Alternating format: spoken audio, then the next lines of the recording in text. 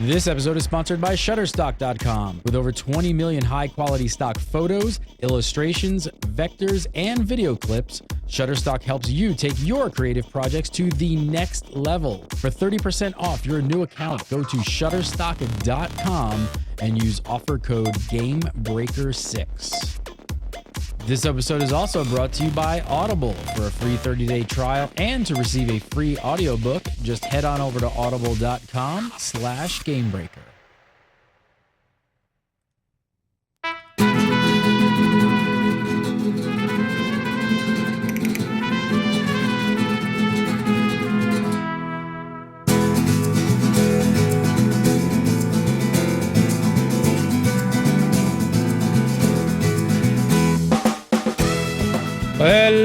Hello. What's up, everybody? Welcome to episode 6 of Unicorn Duck Shadow Puppet, the WildStar show on Gamebreaker TV. It's July 1st, 2013.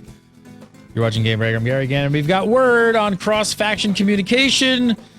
The final Dominion race has been revealed. Well, sort of revealed. And Carbine have put out 4 patch notes. All that and more, but first, from Zem.com, it's Mr. Scott Hawks. How are you, sir?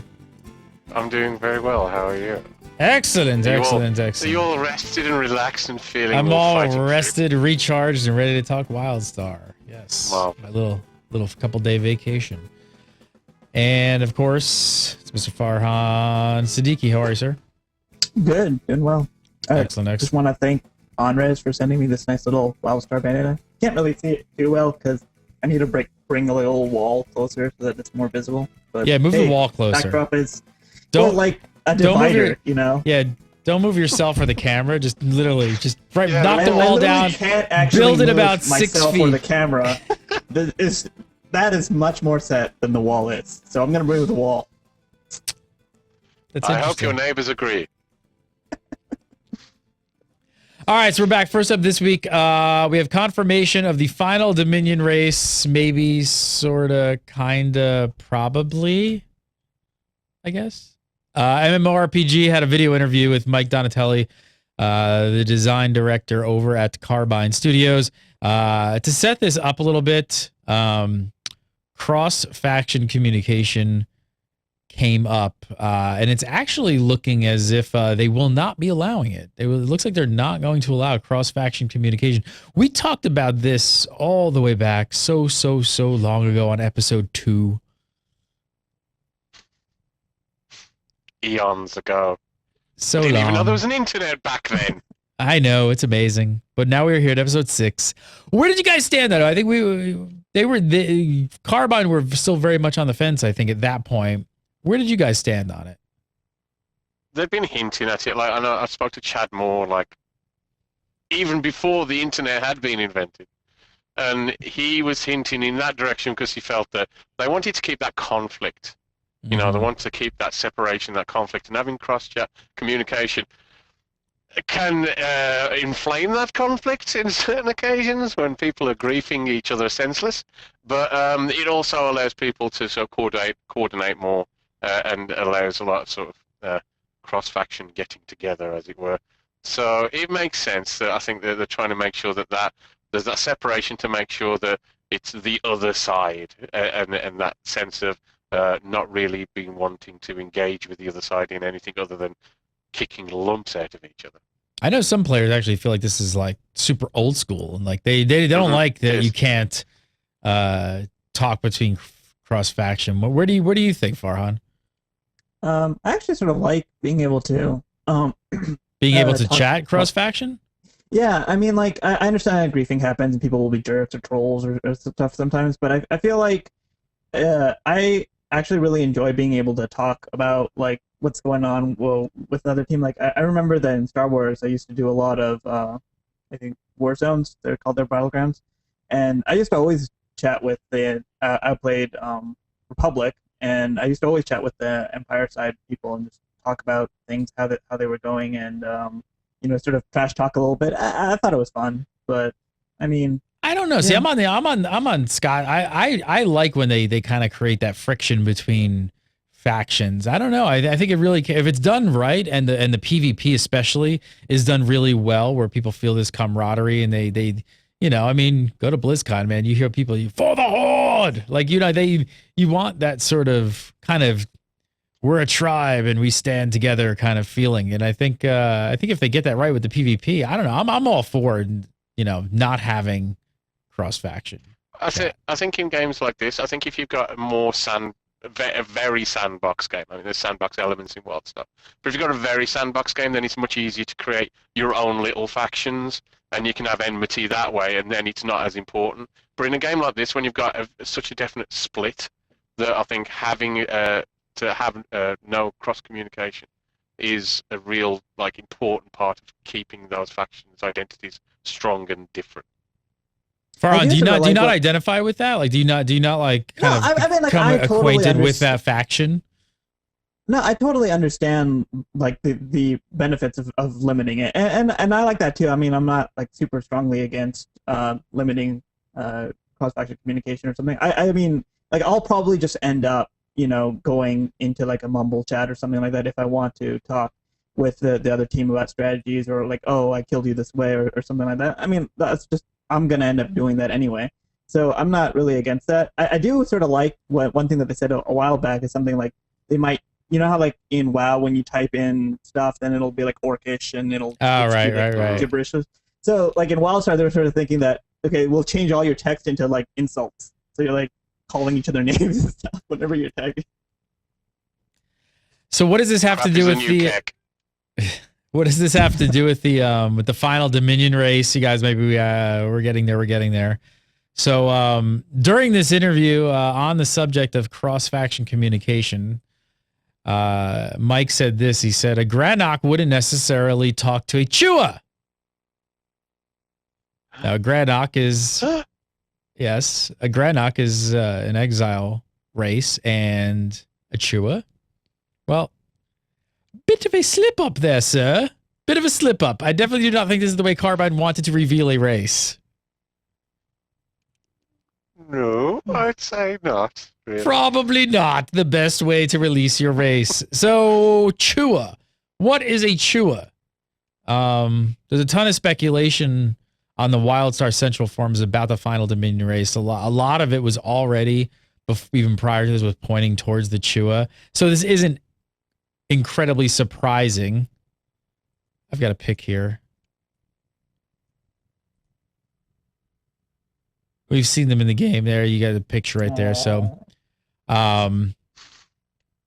remind me that didn't the Dominion races video make the final race out to be terrifying badasses no one likes to talk about? Well, they said that they don't like to talk about them.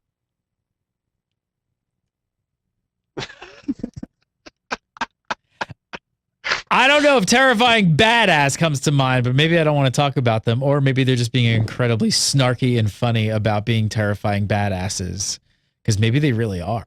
Who knows? I don't know. That rabbit's dynamite is the I don't know. Monty Python reference I would use for that. The terrifying badass race turns out to be short cat gremlin people. We do sort of know a little bit about them though, because it wasn't in reference to a playable race, but in one of the demos at one of the gameplay conventions, there was like a developer walkthrough, and the developer was talking about, oh, you'll get this quest from this Chua, and that race happens to be this race of like sort of mad scientist, crazy people, and they're like having, I think that quest, I don't really remember it too well, like you're strapping explosives to like something and you're blowing them up or something, to like animals, and then you're having them go blow up stuff. So we sort of get the idea that, okay, these are at least quest givers for the Dominion already anyway, so, okay, maybe just more proof that they're probably a playable race. What do you guys think of the Chua? What do you think of the Chua in general, Farhan? I mean, I know a lot of PvPers tend to like the short choices on character creation to just kind of, less pixels means less to be seen, I guess, and kind of run. I don't know. I kind of hate the short races. I always go for the big, tall characters. Yeah, but. I actually sort of agree, just because I know that I probably should be picking the smaller race, but I don't like how the armor gets scrunched up and it's harder to see on the smaller races, so I actually do end up usually playing a larger or more normal size race. But yeah, I mean, people tend to like the smaller ones because they're usually harder to click on. Now, if with telegraphs, if they're freeform targeted, you're not really clicking anyway, that might not necessarily be as big a deal. But you'll still have the same thing with so like what Guild Wars had with Asura, where it's harder to see the animations, and especially since I think as far as we know, still right now in PvP you can't see enemy telegraphs, so that'll still be relevant. That you'll actually want to be watching their animations, and if two are like the tiny one that you can't really tell, then people might prefer them. What do you think, Scott? What do you think of the terrifying badass that is the Chua? I mean, obviously we only have this like crappy little screenshot here, but what do you think?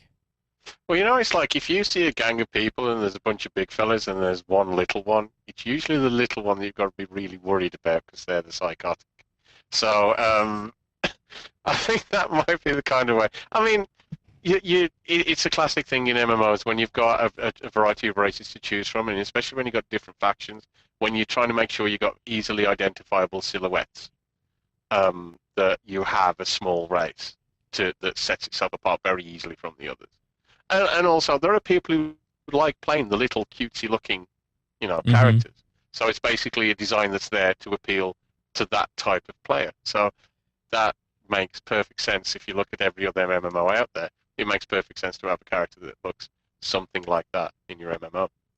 Do you guys think you're gonna go like? Do you think? Yeah, totally. Do you think you're gonna go the whole like gnome goblin kind of route, make them like really smart inventors, and maybe throw in a dash of evil because they're the Dominion? Probably. Yeah, sounds like the way they're going with it. So there's still one exile race to be revealed as well, but right now with the Chua, only the Dominion apparently seem to have a short race. So I'm sure a lot of people are going to be rolled to Chua. Well, you do have to keep in mind though that with at least in WildStar, races can't not every race can be every class. So like you're not necessarily going to be able to play a Chua if you're. I mean, I don't know. Right. I don't know if they're going to let you be a Chua warrior. Maybe they will, but who knows? Well, that was my next question. Do you think that does this bring any concerns that hardcore PvPers are a lot of them are going to roll Dominion for just the smaller? Oh, just for the smaller race? Yeah. I feel like they might end up going Dominion anyway, just because they like playing evil races. But who doesn't? Because right? Dominion are just cooler. They just are. Do PvPers usually tend to always take the cooler route? I mean, they usually have the cooler story. Well, I think that's, you might say, largely because of Blizzard being Thrall obsessive. Might be part of the reasoning. Who doesn't want to be Vader? Don't start throwing things at me, WoW fans, but it's true. But yeah, no, it's got, and also, I mean, you've got the Dominion, you've got the cool, standing on the Star Destroyer, yes, Lord Vader, sort of accent going on, and it's marvelous, and we'll kill them all. And you got that sort of personality that it is really easy to sort of like sink into or dig into, which is what WildStar strength is personality. So yeah, if your villainous sort of faction or domineering faction is one that's just like overflowing with personality, then it's obvious it's going to be popular. Any chance or possibility that you guys think that Mike actually chose to reveal the Chua in this fashion? Wind up. I'd be surprised if he's just like trolling. Could be a troll. Who knows? They haven't really announced it. It's not like it's not official yet. It's only from this one interview that we've got this slip up. So we don't know. We're just speculating still at this point. It'd be a superb troll, but the Chua there's a race that does fit what you would expect an MMO race, a playable MMO race to be like.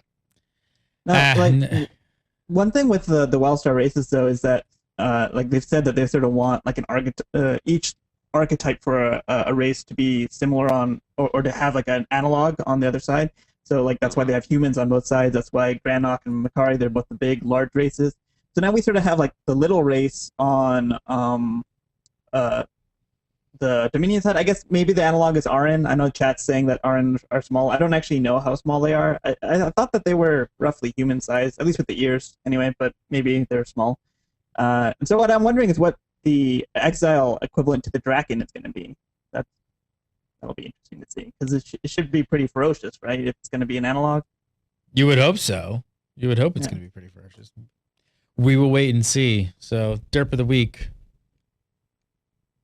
There's the derp of the week right there. And none of this really matters. Everybody's just going to roll human anyway, right? Isn't it? That's what most people roll in MMOs, I think. So, Well, right now humans can be every class, so they're really sort of pushing that anyway. all right. So, you've got. I just want to be a Cassian. They're just funny. That's sorry. I mean, they could look how they want, but they're just really funny. So that's why I want to go with that. So we've got patch notes for closed beta test 3. Of course, these were officially released by Carbine. These are not leaked, nothing like that. We wouldn't be posting them. Can we get in beta already? Hello? We're getting Please. patch notes. We've been saying nice things about this game for what, 6 episodes now? Now we've got patch notes. And actually, you know what? I think it stings even more that we have to read patch notes. It is. It's like, hey, look, here's a patch note to that thing that you can't do. Don't they look great? Yeah, they look great. Thanks for talking about your game, press. That's what we get to go through as press. We don't get in your game. This beta test actually sounds awesome. For the first time, both factions are going to be available. That means P versus P in the open world. So I think this is the first beta test possibly that we've heard of. Farhan, look at his face. Look at he's just grinning. How bad do you want to grief these noobs? No, it sounds really awesome. I think they said that the reason why they ended up opening it up in this beta, like a little bit ahead of schedule, they were planning on sort of switching back and forth which side you got to play on with each beta patch. But some people like sort of figured out how to go on the other side in last beta test or something. So they were sort of messing with the systems and things were breaking. So they're like, oh, yeah, let's just throw it at them. Might as well get some testing done. Let them break it because that's what they're good at doing. Just give it to them. Also on top of that, so a new zone called Far Side has been revealed, an off-planet moon base. We've known about the off-planet locations would be like in the game, right? But it's a great way to varying up the scenery, isn't it? That's exactly what we're doing. We did an interview with Mr. Donatelli as well, Gareth Palmer, as Zam did one, and what he said was it's the whole sort of Western idea. It stems from wanting to go to different locations, like and showing them. And the cool thing about Farside is it's got different gravity, so you can do double jumps that take you further, and that adds to all the combat and so on that are going to be involved in it. So it sounds really cool. How come we haven't seen that before? Gravity effects. Yeah. It would seem to be like a clever way of varying things up and adding some, spice to your combat and adaptability and things like that, wouldn't it? I think developers are usually just afraid of the extra time and quality assurance that they have to go into making sure nothing breaks when you suddenly let your characters jump way higher than normal. But hey, it's a gameplay mechanic in this game. So rated battlegrounds and arenas have been opened up for testing. So this is definitely the PvP beta test, it seems like. And this is a pretty controversial addition to the game. Vote kicking in groups has been implemented. So before everybody just starts freaking out here, beta is beta. So everything could change. Maybe they're just testing this and see how the players kind of utilize this. But where do you guys stand on this, on vote kicking? I'm surprisingly pro vote kicking more than I would like to be. But it's just I've spent so many times playing Battlegrounds and seen people sit AFK doing nothing, or just having auto run on, or have something else where they're just, doing absolutely nothing. And then you're essentially like 3, maybe 4 players. And as soon as it becomes a viable thing for people to do, more and more people do it. And you're going in and you're having Battlegrounds where like 4, 5, 6 people are just AFK, and you end up really feeling like you're up against it as soon as you start. I mean, there's pros and cons, right? But there's also the huge griefing. It's a griefing mechanic as well. It's a real problem. It's not something I like. It's certainly not something that I think's an enjoyable mechanism. But it's kind of it's the lesser of two evils. Is it a necessary evil? Like. It's a necessary evil. Yeah, it really does feel like. Yeah, it's something I don't like. But if you don't have it, the problems it causes, and it's not just what it causes initially. It gets worse and worse and worse if you don't take care of it. And like games have had to implement these for a reason. So it's not like I think, yay, I love vote kicking, that's great fun. It's just that if you don't have it, the problems it can cause are huge, unless you can find alternate systems to take care of it. I'm trying to think of an alternative system. Maybe something to do with you could grief that as well. I'm gonna say, what if you had to rate and score your teammates post PvP matches or something based on their performance, and then you could actually create brackets where you only, so when you like create a group or something, you only say, hey, I only want to be matched up with people who are kind of like at this level of, but then I would create queue times and all kinds of problems. Plus you could still grief people at the end because you could just finish up the match and just be like, I didn't like that guy. He was snarky. He gets a 1. That's the thing, is there's always potential for abuse. The other guy. Doing something that's automated, that's automated can easily lead to people feeling that they've been dealt with badly by the game, and you never want that. And if you do it where it's anything in the player's hands, players will always use it in some way, at least a percentage of them, to be a pain in the backside and grief for the players. So it's difficult to find a happy medium. But the closest I've seen is basically vote kicking system so far. I don't know. It's not fun. It really is. I think this system has a very, very, very big potential to possibly get weeded out before launch. I could see this one going away. I mean, like, do we? We don't really know for sure if it's actually in PvP because it like in the patch notes it specifically says vote kicking in dungeons. So that might specifically be only referring to the group finder functionality. And which there I think that there's no problem in having vote kicking. What kind of fail-safes could they possibly have? That has problems as well. That does have problems as well. I mean, like they do, but the benefits are so like you need it. I feel like you need it. Yeah, right before the boss goes down, you're just like, everybody vote kick him. Boom, he's gone. Beating those groups before. Yes. If you join a group and you're in a group and you got 3 or 4 people from the same guild, that could be problematic. Can they do any fail-safes though? Or have we seen any fail-safes that work in systems like this? They all seem to kind of have loop, like they're all just riddled with holes, like Swiss cheese. None of these really work. There's like a trust there. You have to sort of rely on the players not to break the system too badly because whatever you try to do to patch something up, someone's gonna abuse it in some way. Someone is saying ELO for looking for dungeon.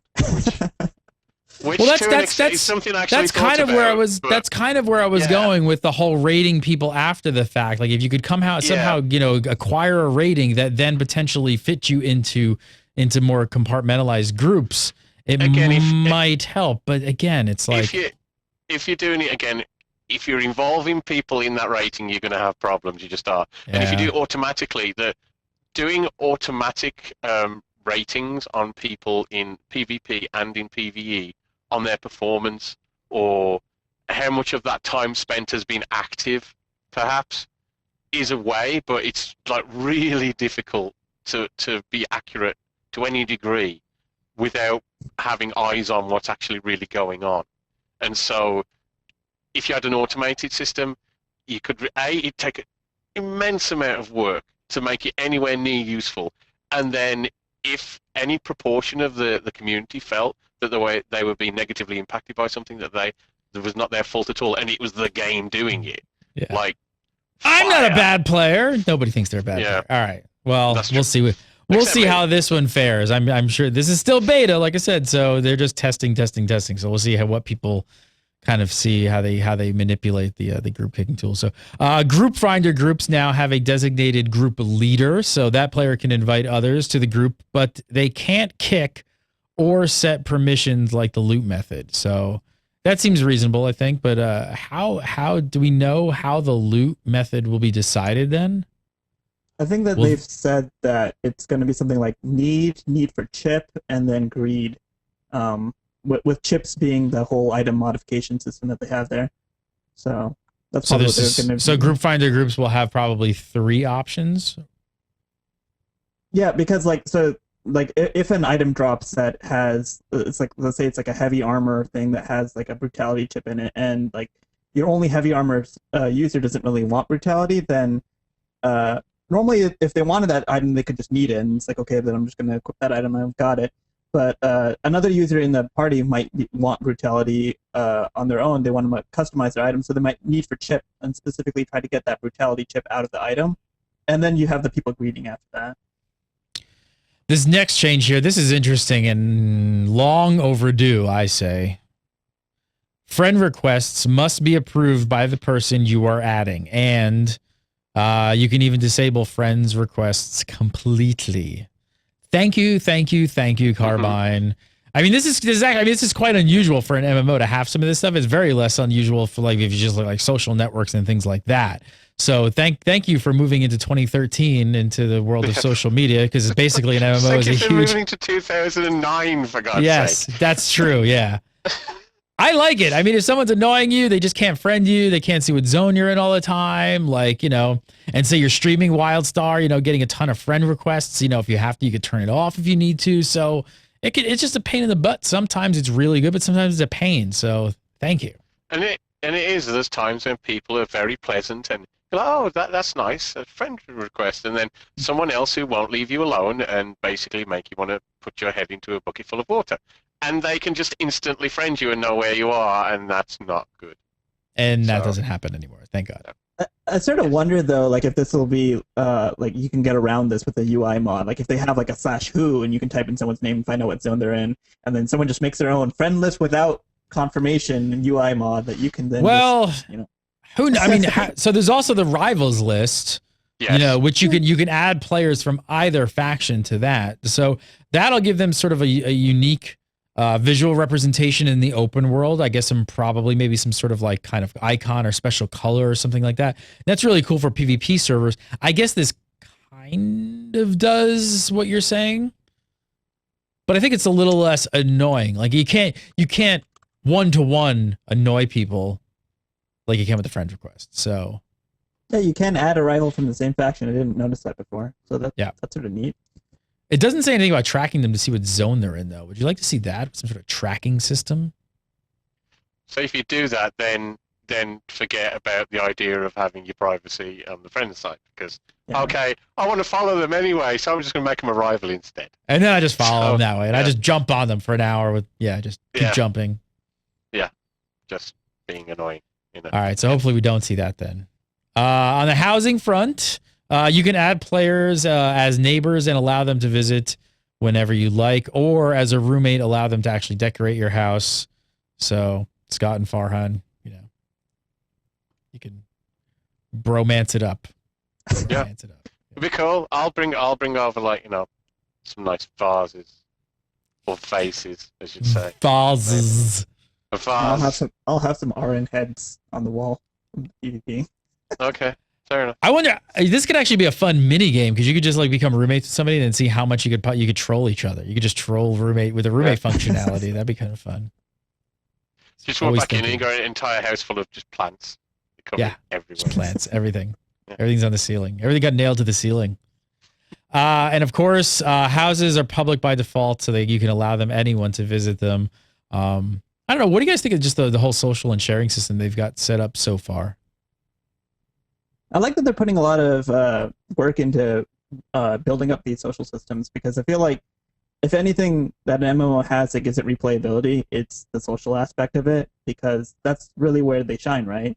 And so I really like that they're putting a lot of work into like building up these systems and making them engaging and something to actually play rather than just being a chat room. What about you, Scott? I like the fact, as Farhan said, that they're making it into something that isn't just. It's not just a passive thing if you don't want it to be. You can get involved and you can actually turn the sort of social interaction into something that is evident within the actions that you take within the game, which is amplifying its how much meaning it has. And I think MMO should do that more often. So good. I like it. Very, very good stuff. We also talk about the suggested friends list as well. Like there's as Gareth talked to Donatello was talking about how they're really what they're really proud of is the suggested friends list, and the idea that when you're involved with other people and playing it, like do you want to become a friend, and it'll give you some options of that sort of thing. You don't have to, but it's to encourage you to be more social, encourage you to reach out and make those sort of links, which is really cool. Oh my God, is there gonna be like a follow list when you first log in? Suggested people you should follow. Scott Hawks, editor-in-chief, Zam.com. He stands on his home plot and just reads the news to you every day at noon. Yes, exactly. I'm just there going, today we killed all of these scruffy exiles, and it was marvelous. All right, I want to talk a bit about some trade skill talents coming up. But first, I want to tell you guys about one of our sponsors, the great Shutterstock. Want to save you guys 30% off. If you guys need any sort of vectors, artwork, you need video clips, they have over 25 million stock photos, illustrations, vectors, and video clips. Mike Shaftnet is sitting next to me working on a new project, and he's on Shutterstock right now. He's sitting right there, and he's working on Shutterstock. He's making graphics for a brand new show. And the first place he went was Shutterstock, because that's where you go. What are you looking for, by the way? What do you set backgrounds? Let's see. Set backgrounds. Let's see. He needs set backgrounds for a green screen show that we're doing.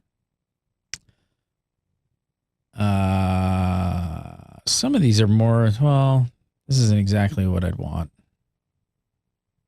Let's just try backgrounds.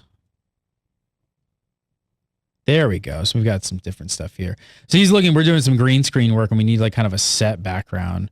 How about virtual set might be a good one to look for. Let's see. Let's see. Virtual set.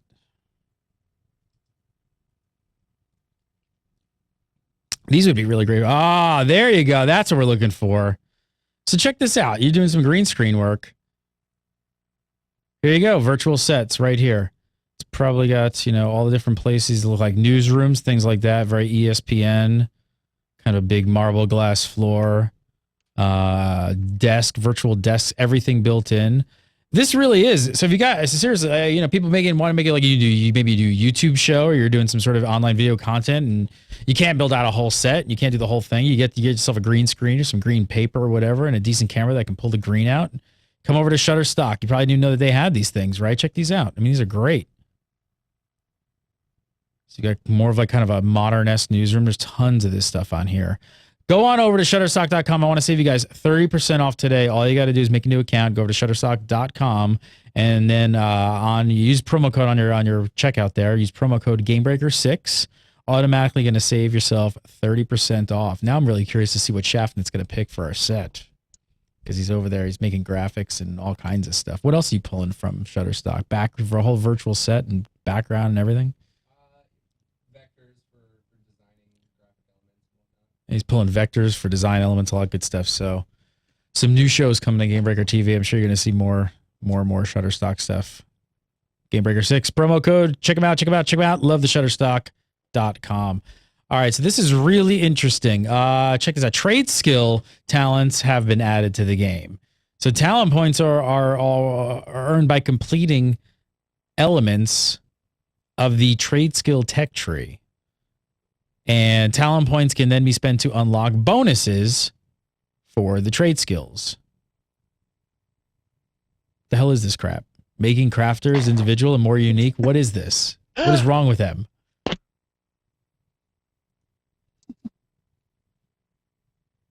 I don't know. So, wait a minute. So does that mean that people who are really into trade skills can focus on trade skills and do things that maybe not every other trade skiller who's ever accidentally mashed their face onto the keyboard and brought up the trade skill pane could do? That's crazy talk. That's just mental. That's crazy talk. I don't know what they're doing. Why would you do something like this? No, seriously, what a cool idea. Yeah. I'm trying to think back off the top of my head. Can anybody think of any other MMOs that do trade skill talents before? I'm sure. I don't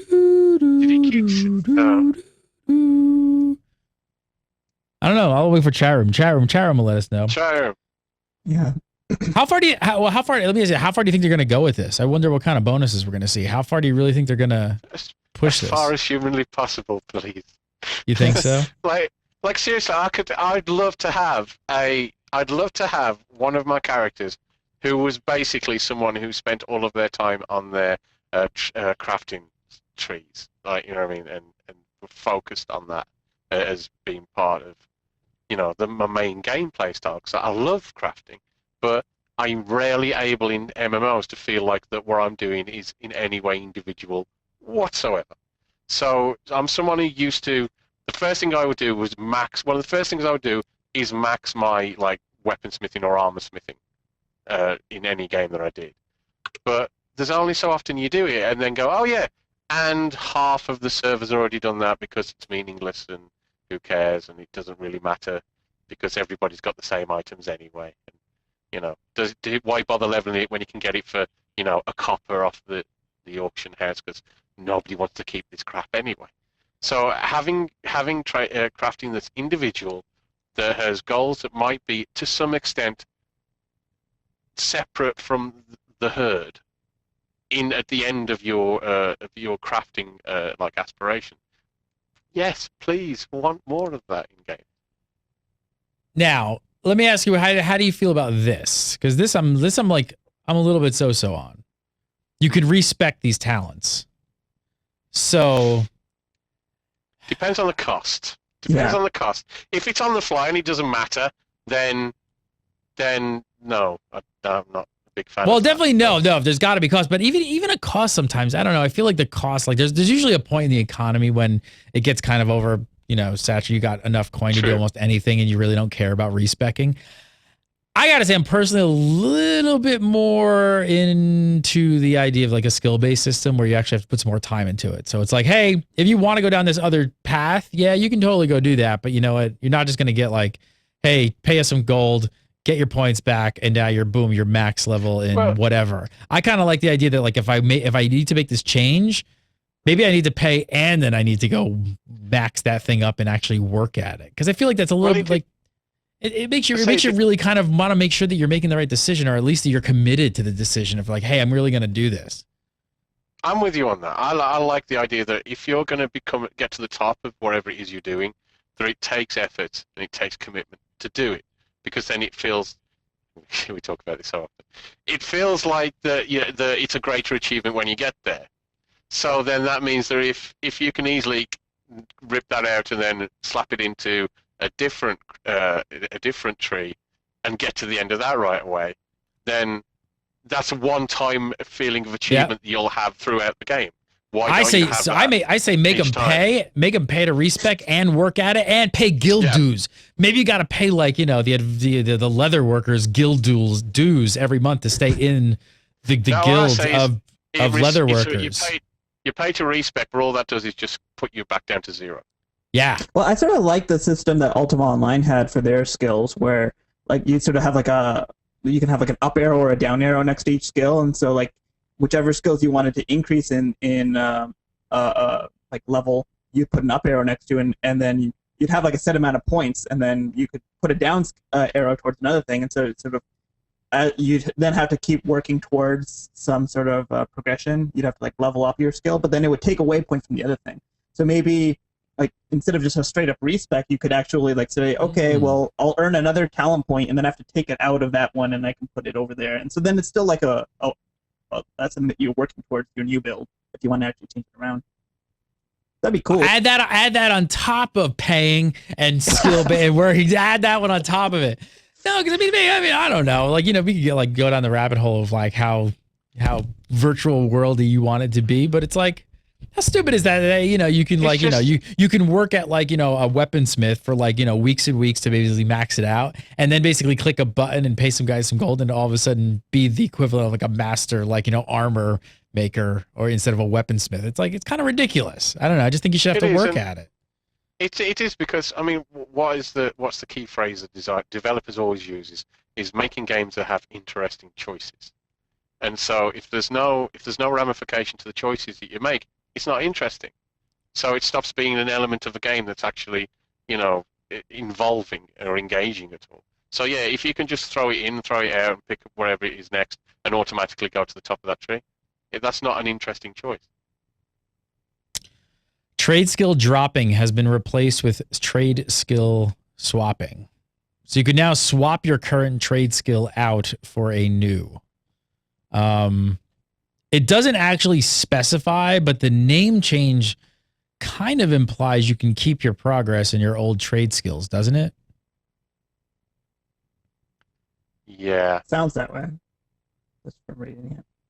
I really dislike that in Guild Wars 2, actually, just because, like, I started playing a little bit late just because I got married right at launch. Like literally that week was the week that I was gone for my marriage, and so like I started late. I'm like, okay, I'm gonna, what trade skill should I do? Oh, one person in my guild has all of them complete.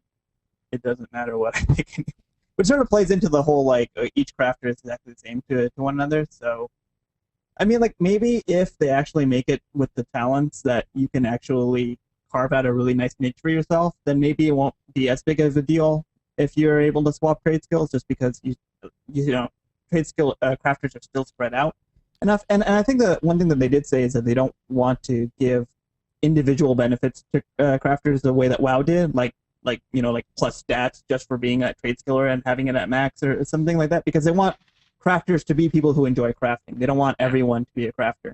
So that's it. With the WoW system, it did turn into a min-maxing session rather than anything really to do with crafting, and that's really just not. It's not good. Well, that's as Farhan says. Having it crafting be for something that crafters like to do, just that seems sensible. Well, that's also what scares me about, the easily sort of respecing, even if there's a cost of gold and something. It's the same thing. It's like then you're just gonna be able to go to like an online site, see what the the flavor of the month crafting sort of thing is, or and play the market and just like respec and just keep kind of doing that thing. I don't know. I'm just more of a fan of people actually like getting into the whole thing and actually enjoying it. Trade skill NPCs are now unkillable by players of the opposite faction. Confirmed. Carbine are a bunch of Care Bears. I'll move on. The limited action set, which is basically a fancy word of your hotbar, has been expanded to 8 abilities from 7.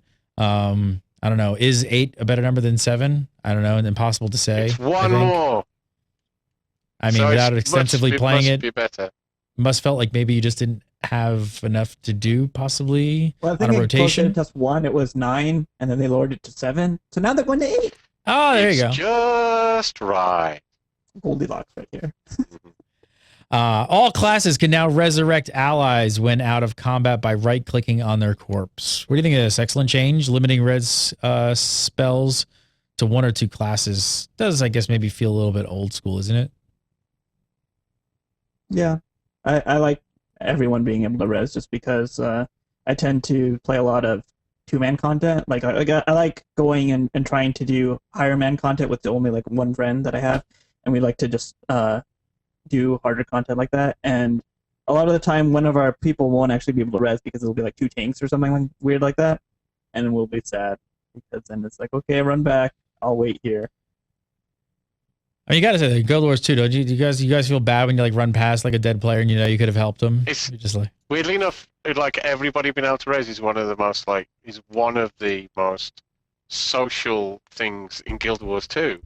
It's just as you run around, you'll see people die. You'll see on your map, oh, somebody's died. I'll actually make a beeline over there to res them because I'm just a nice fella.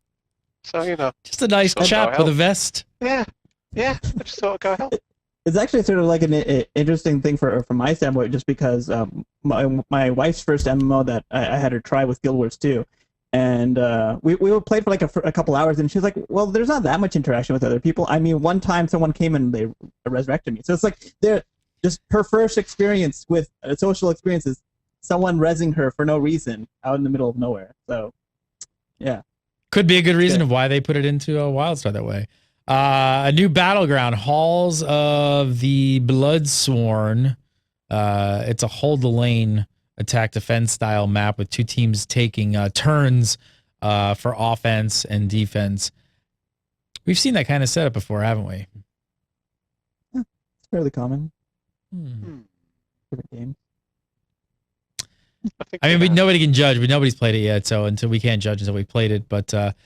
So the interesting or controversial point we know right now is that the attacking team has 20 minutes to cap all 3 points. This potentially could mean we could see 40-minute matches. Yeah. That's pretty unusual. Mm-hmm. It's on the long end, definitely. It's on the long end for an MMO. That's like a League of Legends map. For recently, it's.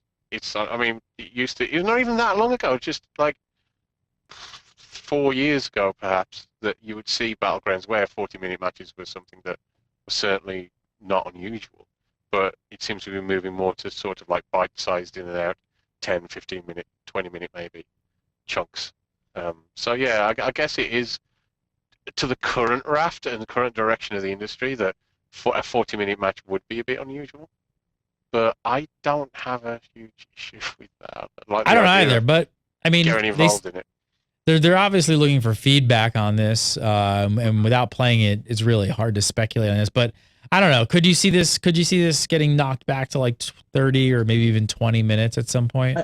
I think that one of the main things that they have to be careful about is that, and I've heard a few people saying things along these lines, is that they don't want an experience where one battleground is much longer than the other ones, because then all of a sudden there's like this, oh, I really hate getting into this one because it takes a lot longer than the other ones. Like, I think they need to be consistent about how long battlegrounds take across the different map types, just because it makes it for a much easier experience. You know how much time you have to play, and like, okay, I have this much time, I can get in.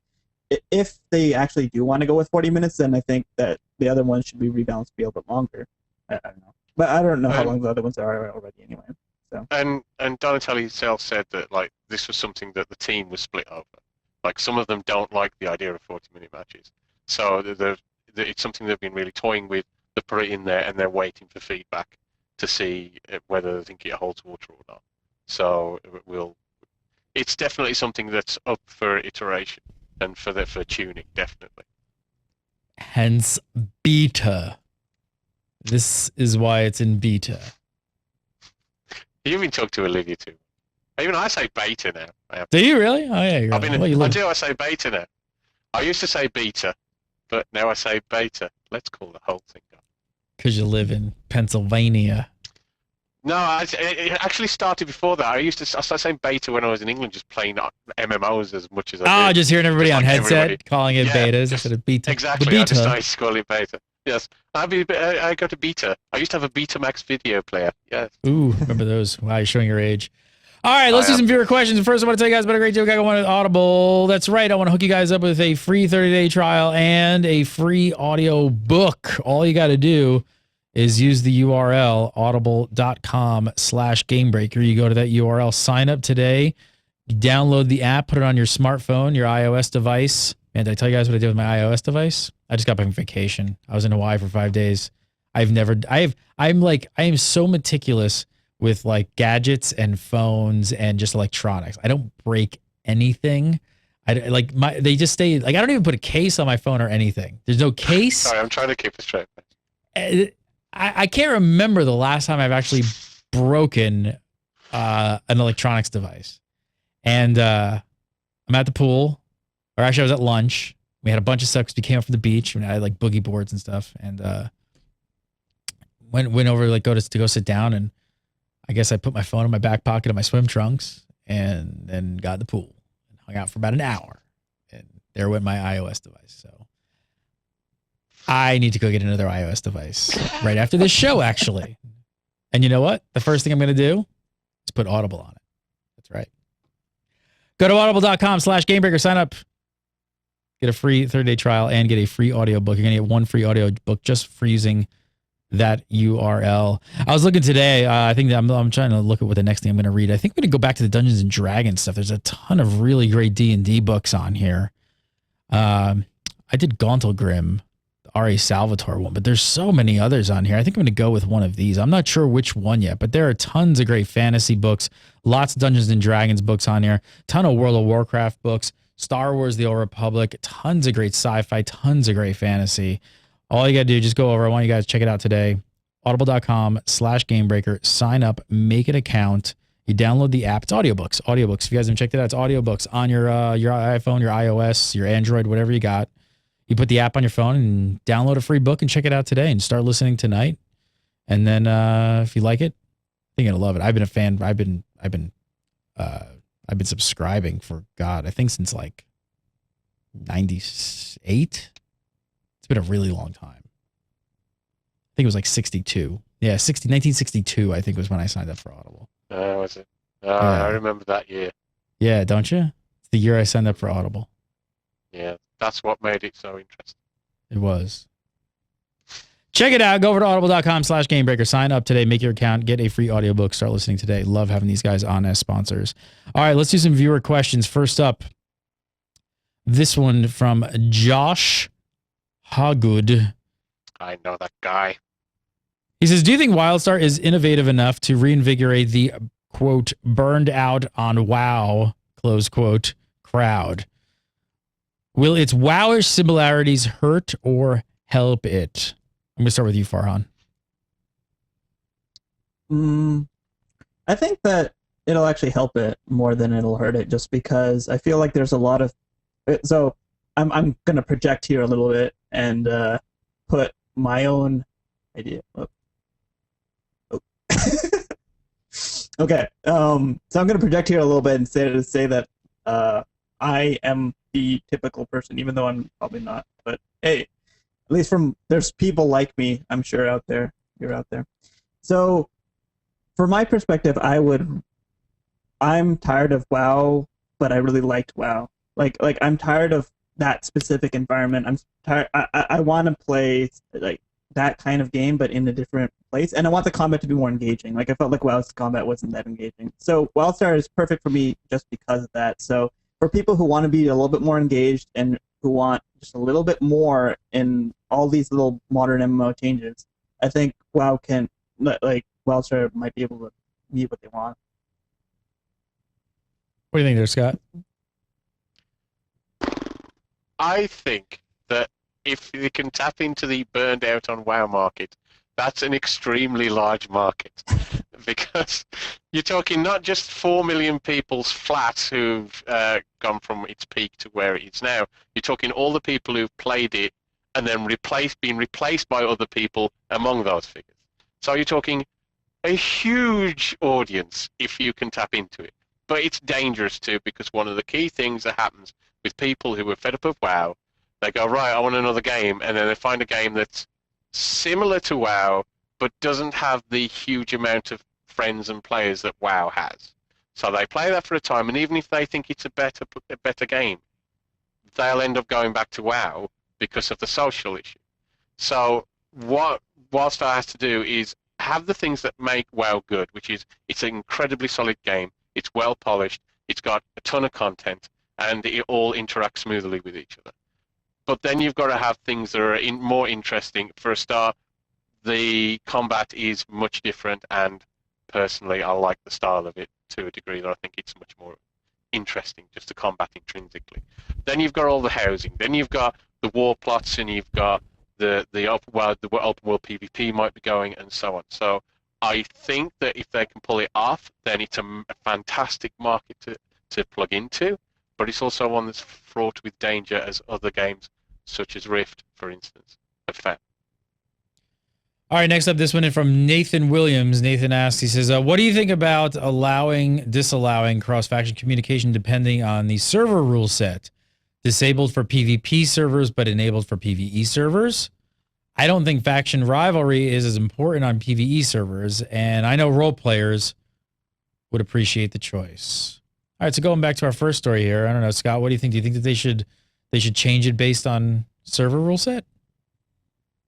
No, I think it's important, just as important on PvE, but for different reasons. For PvP, there's a natural enmity going on because you're fighting each other. In PvE servers, it's a whole part of the storyline of the game. And in PvE, the storyline and structure of the game is virtually everything. So if you're going to have that Exiles versus Dominion rivalry, you're going to have the way they sort of counter to each other, then I think not having communication between the factions is just as important, actually. It's just for very different reasons. What do you think, Farhan?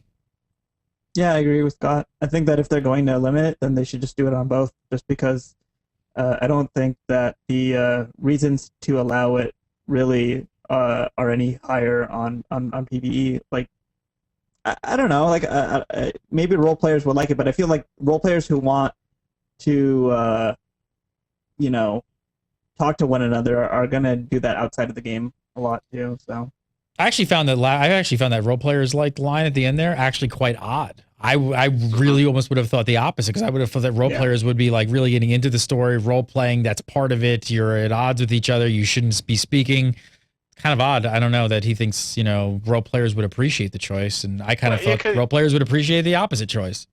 To a degree, you could set up like personal rivalries across faction, like they're your nemesis, and you can do all that sort of role playing based on those ideas. And I mean, if you really want to really go down the role playing like rabbit hole and like go into like espionage and spying and stuff, you could do that off site and somehow make up, figure out people who are on forums and things like that and kind of talk to each other that way. So if you really want to do it, it should almost be like more covert. I can't remember. My brain just went. Have we had confirmation? I mean, you can make characters of different factions, can't you? It's not like you can only make a character from one faction. I believe so. Yes. Therefore, if you wanted to role play the opposite, I mean, you can do that. But I understand it'd be nice if you could perhaps insert it, but I think for the general health of the game and the structure of the game, I think even on PvE, that it's important.